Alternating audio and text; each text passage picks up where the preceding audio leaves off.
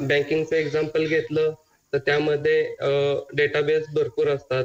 For example कस्टमरच्या इन्फॉर्मेशनचा database, त्यानंतर त्यांचा business, monthly बिझनेसचे काय त्यांचे रेकॉर्ड्स असतील त्याचा डेटाबेस, लोनचे डेटाबेस. तर हे डेटाबेस असतात आणि त्या डेटाबेसला त्यात अपडेट करण्यासाठी, त्यातले काही रेकॉर्ड्स डिलीट वगैरे करण्यासाठी, मॉडिफाईंग करण्यासाठी मॅन्युअली पहिल्यांदा भरपूर वेळा एक्सेलचा वापर जास्त होत होता. आधी तर एक्सेलचाच वापर होत होता, त्यानंतर ऍडव्हान्स एक्सेल वगैरे.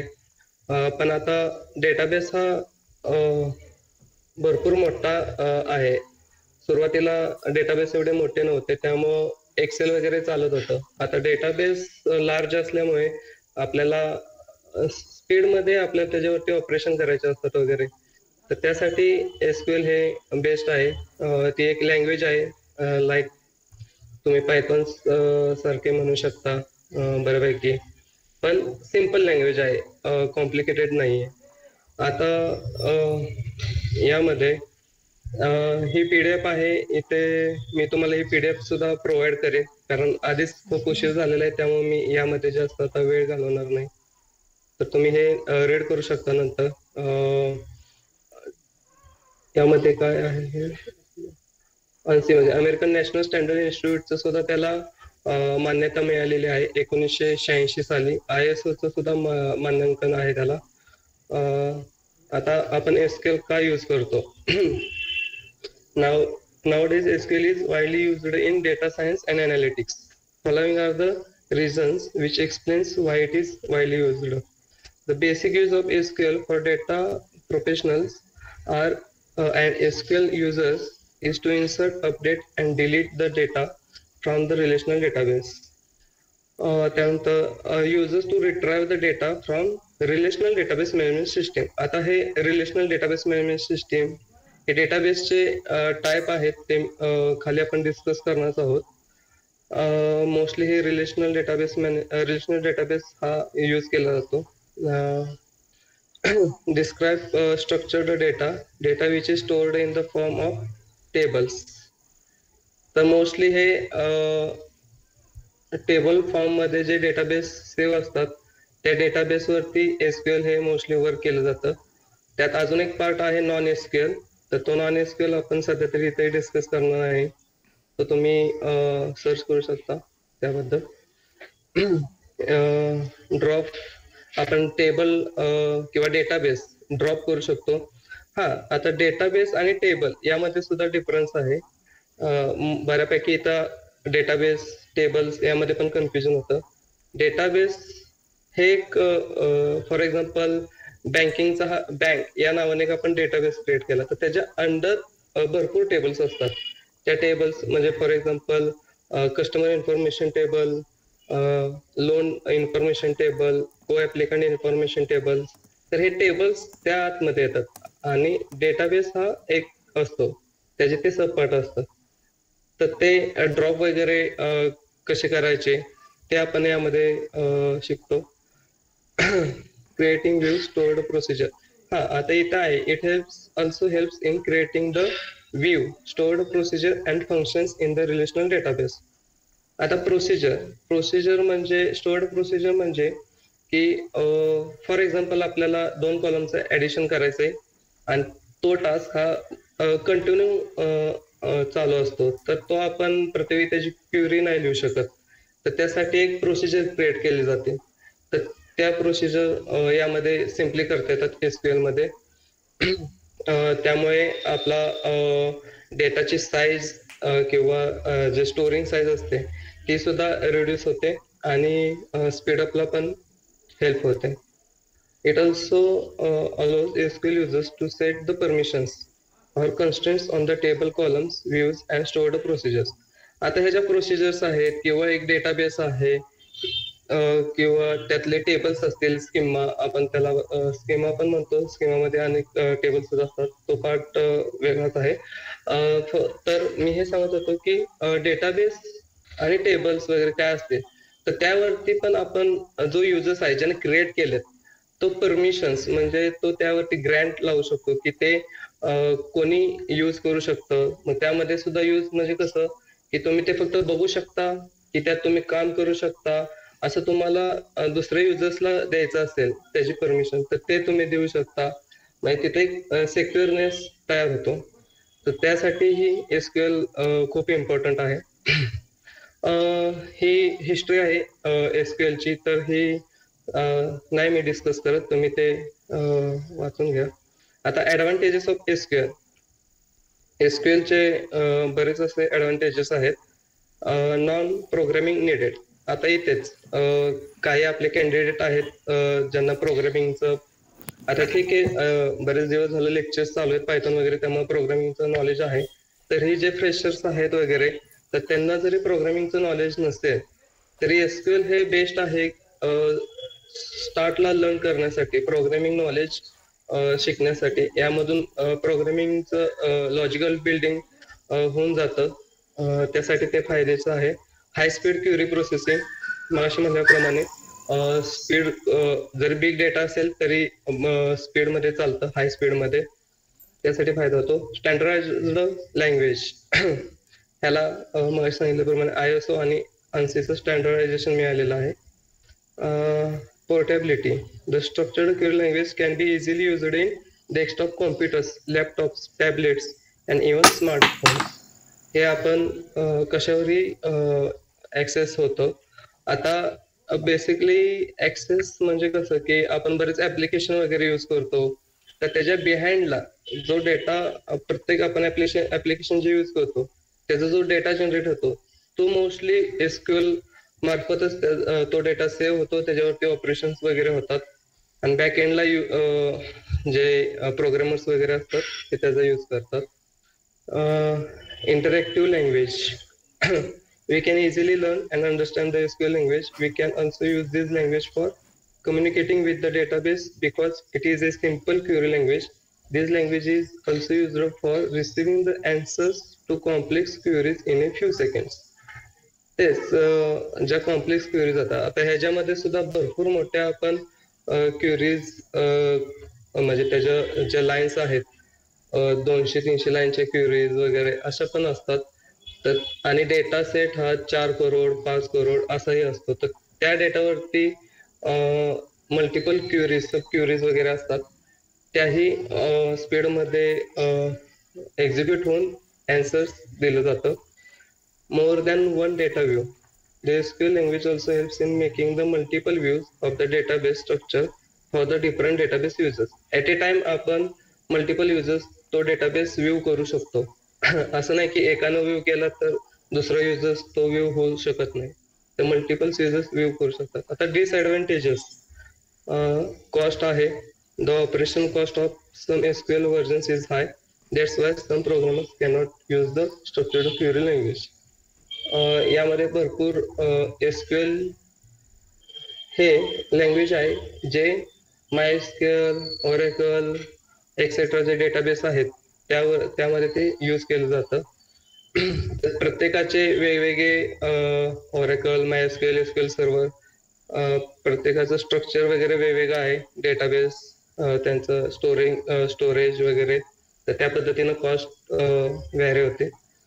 Interface is complex. Another big disadvantage is that the interface of structured query language is difficult, which makes it difficult for SQL users to use and manage it.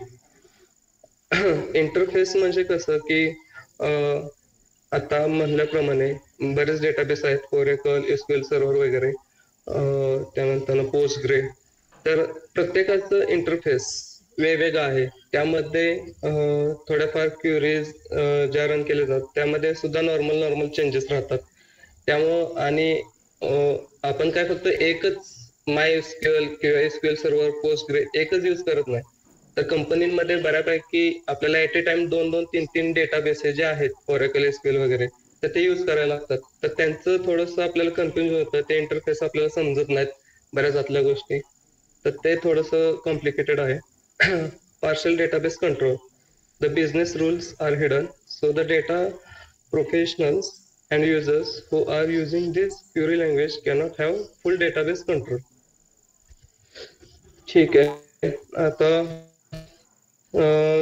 करिअरचं बघायला गेलं तर मी ठीक आहे, हे आता जास्त मी रीड नाही करत. तर करिअर एसक्यूएल मधून बघायला गेलं तर आपण ऍज अ डेटा अनालिस्ट म्हणून सगळ्यात जास्त केलं जातं.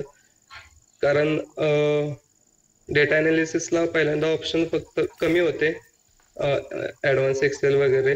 त्यानंतर आता बरंच टॅबेल वगैरे आलेलं आहे, आणि त्याच्यासोबतच आता हे एसक्यूएल गेले 10-20 वर्ष भरपूर चाललेलं आहे. तर डेटा अनालिसिस साठी मोस्टली यूज केलं जातं. मोस्टली कंपन्यांमध्ये आता हेच चालू आहे. IBM, फेसबुक, इवन आपलं फ्लिपकार्ट वगैरे बऱ्याच ठिकाणी एसक्यूएलचा यूज केला जातो डेटा मॅनेजमेंटसाठी. डेटा सायन्स साठी तर त्याचा यूज आहे. डेटा सायन्सला मीन्स कसं की बिग डेटावर, डेटा सायन्स, पायथॉन जे काय आहे तुमचं मशीन लर्निंग वगैरे, ते सगळं बिग डेटावरतीच चालू असतं, बरोबर. मग तो बिग डेटा तुम्हाला पहिल्यांदा तो स्ट्रक्चर फॉर्म मध्ये तयार करणं किंवा जे काय ऑपरेशन असतील सुरुवातीचे, ते मोस्टली एसक्यूएल मधून होतात वगैरे. आणि नंतर डेटा सायंटिस्ट वगैरे त्याच्यावरती ऑपरेशन करतात. तर ते एक आहे. आता इथं आहे डेटा अनालिटिक्स मार्केटिंग. मार्केटिंग मध्ये it is use to sort through customer demographics and find the right target audience. हेच की बिग डेटा मधून आपल्याला टार्गेट ऑडियन्स फाइंड करायचे असतात. तर ते analysing information using SQL helps organisations come up with better marketing campaigns for the futures. आता आम्ही सुद्धा मी बँकिंग फील्ड मध्येच काम करतो, फायनान्स फील्ड मध्ये. तर कॅम्पेन म्हणजे काय की आपल्याला एक ऑडियन्स टार्गेट करायचं असतं. तर ते टार्गेट करायचं तर त्याचे बरेच रूल्स असतात. कोणता कस्टमर, ते सगळे जे व्हेरिएबल्स असतात जे काय आहे, तर ते फिल्टर लावून आपल्याला तेवढेच टार्गेट ऑडियन्स काढायचं असतं, एक्स्ट्रॅक्ट करायचे असतात त्यांचे रेकॉर्ड. तर त्या सगळ्या गोष्टींसाठी एसक्यूएलचा यूज होतो. बॅकएंड डेव्हलपमेंट, जे ऍप्लिकेशन वगैरे तयार करतात, बॅकएंडला जे आहे development for gathering, inserting and updating data. ठीक आहे, जे डेटा प्रिपरेशन वगैरे करतात ते. अकाउंटिंग, हेच अकाउंटिंग मध्ये काही गोष्टी आहेत ज्या की म्हणजे बँकिंग अकाउंटिंग यामध्ये आपल्याला एक गोष्ट आहे रिस्क असेसमेंट वगैरे, प्रेडिक्शन्स करायचे असतात. तर त्यासाठी एक एसक्यूएलचा यूज केला जातो. डेटाबेस ऍडमिनिस्ट्रेटर, ठीक आहे. A database administrator's functions is to analyze an organization's data management, input and security requirements by helping develop processes that supports access and information security for the data stored within the SQL Server database. Yes. ठीक आहे, म्हणजे SQL database मध्ये आपलं जे database ठेवलेले असतात, जे काय स्टोअर केलेले असतात, तर ते सिक्युअर करणं, त्याच्या ऑथोरायझेशन वगैरे जे काय असतील, परमिशन्स वगैरे, तर त्या सगळ्या गोष्टी, ते मॅनेजमेंट, डेटा मॅनेजमेंट वगैरे, याच्यासाठी डेटाबेस ऍडमिनिस्ट्रेटर म्हणून एक आहे पोस्ट किंवा एक टास्क आहे. सेकंड डेटा सायंटिस्ट, ठीक आहे. अजून कोणी सांगू शकतं जिथे एसक्यूएलचा यूज केला जातो या फील्ड सोडून? आहेत अजून भरपूर फील्ड आहेत अशा की जिथे एसक्यूएलचा यूज केला जातो. कोणी सांगू शकेल? किंवा एखादं ऑर्गनायझेशन म्हणा किंवा काय की जिथं त्यांच्या डेटाबेस साठी वगैरे एसक्यूएलचा यूज करतात, केला जाऊ शकतो.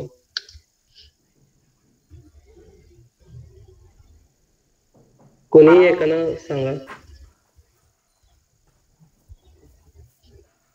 आता जे मी सांगितले युजेस, काही फील्ड की जिथे एसक्यूएल यूज केलं जातं, कशासाठी केलं जातं, त्याचा थोडा विचार करून अजून कोणत्या फील्ड मध्ये करू शकतो आपण, कोणत्या ऑर्गनायझेशन मध्ये एसक्यूएलचा यूज केला जाईल.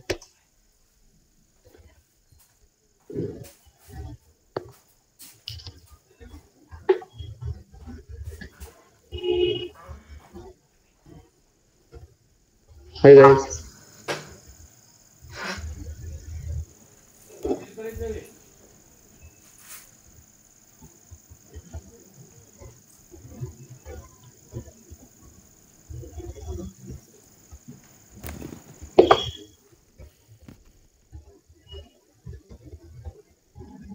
सांगा कोणीतरी एकाने.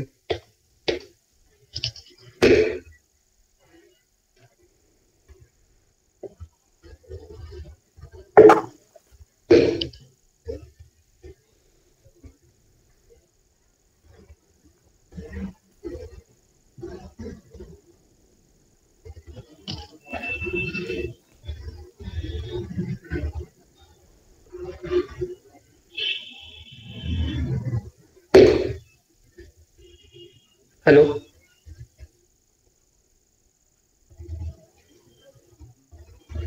बँकिंग फील्डमध्ये यूज केला जाऊ शकतो. स्पोर्ट्स सॉरी, पुन्हा एकदा सांगू शकतो? आवाज नाही आला. बँकिंग फील्डमध्ये केला जाऊ शकतो कस्टमर रेकॉर्ड्स ठेवण्यासाठी, आणि स्पोर्ट्स फील्डमध्ये पण केला जाऊ शकतो. स्पोर्ट फील्ड मध्ये कशा पद्धतीने केलं जाऊ शकतो? प्लेयर्स जसं क्रिकेट आहे तर त्यांचा जो डेटा आहे क्रिकेट स्टोअर करण्यासाठी. Okay okay. अजून कोणी?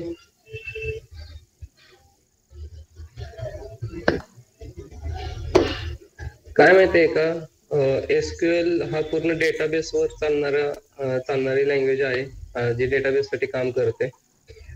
तर तुम्हाला समजायला हवं किंवा तुम्ही हे करा की आयडिया लावा किंवा विचार करा थोडा की आपण डेटाबेस कुठले असू शकतात, कोणत्या फील्ड मध्ये असू शकतात. ऑर्गनायझेशन मध्ये डेटाबेसेस जास्त असतात जिथे त्याच्यावरती काम केलं जाऊ शकतं वगैरे. कसं डेटाबेसचं नॉलेज असणं हे खूप महत्वाचं आहे. डेटाबेसचं नॉलेज त्यामध्ये भरपूर गोष्टी आहेत. डेटाबेसचे टाईप वेगळे, त्यातले जे कॉलम असतात त्यांचे डेटा टाइप्स वेगळे किंवा बऱ्याच गोष्टी असतात. तर सुरुवातीला आपण त्यासाठीच हे घेत आहोत डेटाबेस. नेक्स्ट टॉपिक आपला तोच आहे, डेटाबेस रिलेटेड. पण अजून कोणी सांगू शकतं का?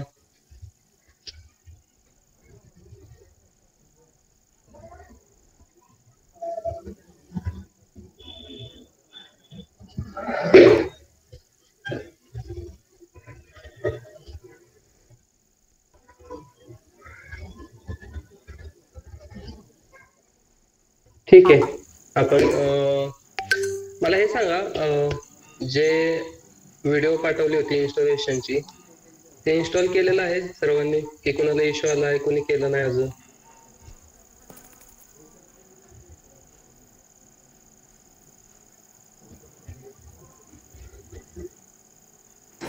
माझं झालंय, थोडं राहिले. सॉरी, थोडं इन्स्टॉल केलंय सर, फक्त ते लास्ट एक फाईल अकाउंटिकेशन कनेक्शनचं फाईल आहे ना, ती डाउनलोड राहिले करायची त्यामध्ये. Okay okay okay okay. ठीक आहे ठीक आहे. बाकी अजून कोणी?